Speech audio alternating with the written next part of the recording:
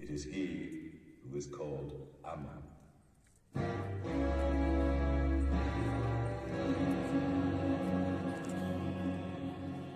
At the very mention of his name, priests bow the head, and mere mortals prostrate themselves in the dust. Sometimes Ram and God blend together, and the curly-browed sphinx can be seen leading the flock, like this one, that the sculptor has fashioned in multiplicity to guard the court of Karnak.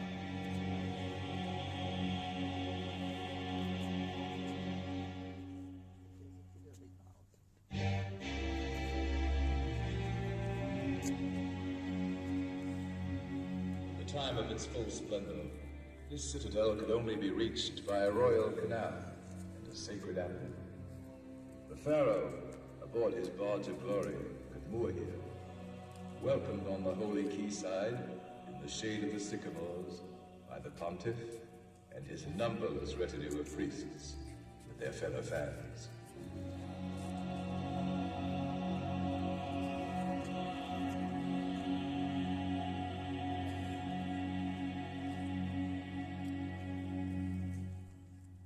Do not be overwhelmed by the sheer size of these ruins.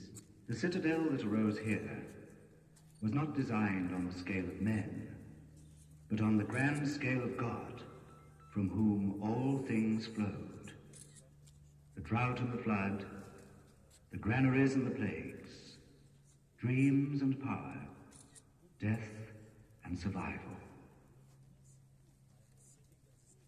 And if one of you this evening were to voice the question that you are whispering in your hearts, who art thou, Ammon? The answer would seep from these walls, these lintels, these pedestals, these secret chambers, these piled ruins. For the answer is written everywhere in 1,000 different hieroglyphics.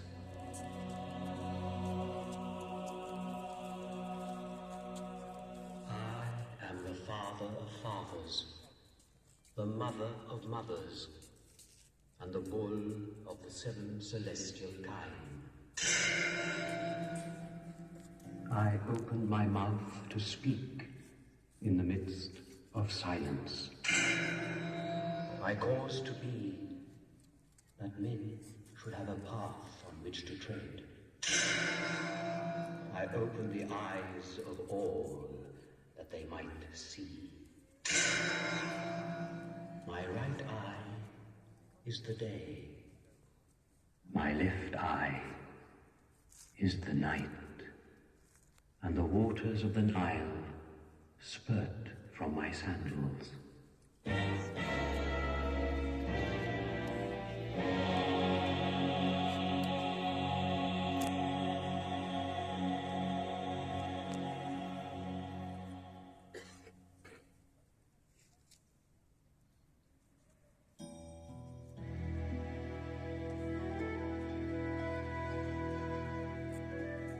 Ammon, the father of all things, had for wife the goddess Mut, who sat a little below him, wearing a royal headdress of vulture feathers. Near to the father and the mother is the son, Hans, standing rigid as a mummy, with a crescent moon picked out upon his oblong head. They made up the Karnak tribe, the Holy Family, for whom, and for 2,000 years, ceaselessly, complex fortifications were built by the hands of men.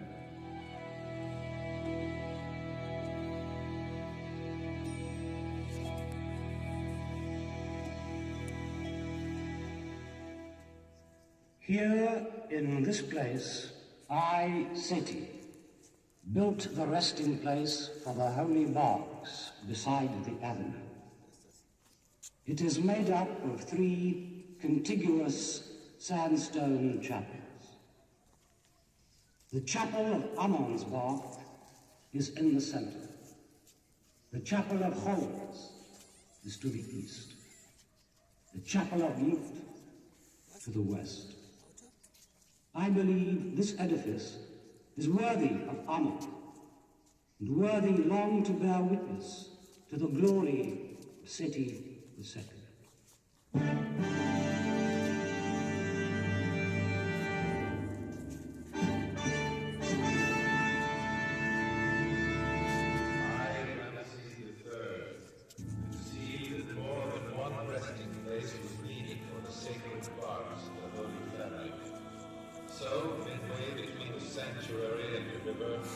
I brought into being this edifice, a veritable temple with pylon guarded by colossi, peristyle courtyard, pillared hall, and sanctuary.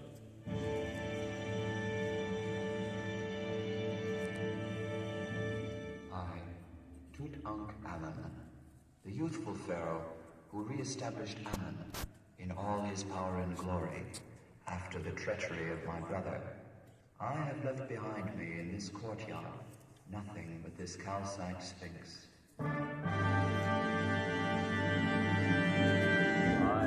Taharqa, a Nubian, reigning late in a crumbling dynasty, built this central pavilion, of which little now remains, but a specimen of the papyrus-capped gracious colonnade, and an alabaster block that served as an altar for the divine offering.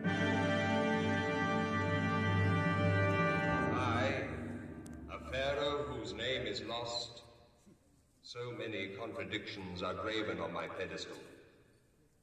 I left the symbolic image of all the pharaohs, this gigantic statue rising against the western side of the second pylon, clasping to its legs the tiny figure of a beloved queen. And I, Ramesses II, the grand elder of the Ramessid dynasty, the flame of the 19th dynasty, I claim the honor more than 3,000 years ago of having completed this second pylon you are about to pass.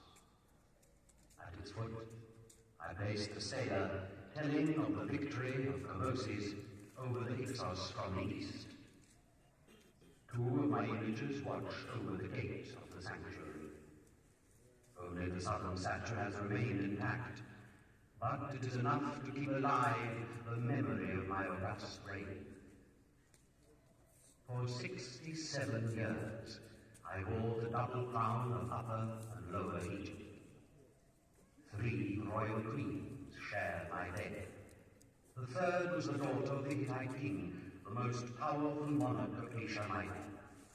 You may measure the vastness of my empire, but to judge the span of my life, know that after her I married 4 of my own daughters, and that the number of my children was 92 boys and 106 girls. I,